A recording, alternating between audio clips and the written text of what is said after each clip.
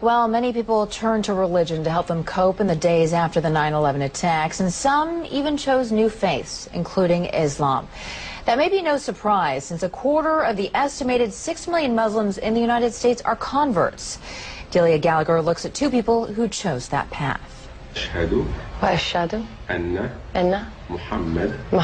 Allison Poole says this phrase 3 times in Arabic and then in English. There is no God but God. And I bear witness That Muhammad is the messenger of God. is the messenger of God.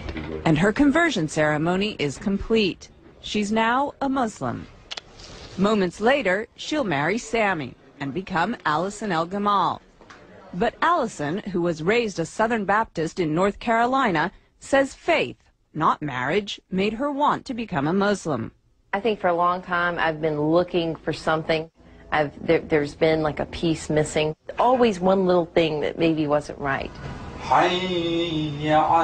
At a ceremony marking the Muslim holy month of Ramadan, she explained why Islam appeals to her.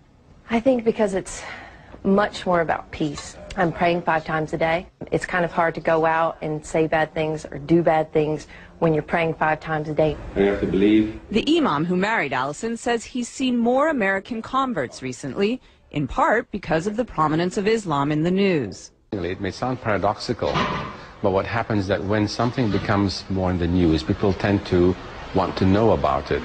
Allison says she was already on a spiritual quest when she began to hear a lot about Islam post 9/11.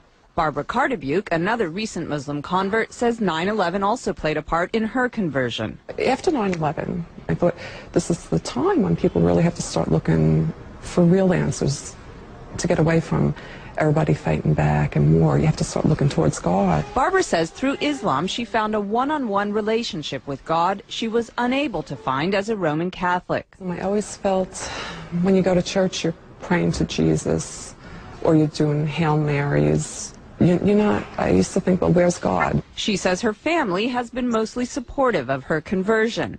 Allison says her family is completely behind her decision, but occasionally she's reminded that not everyone is. I was walking around down near the World Trade Center, and this woman walked by, and she said, "I want to just go bomb those Muslim bastards."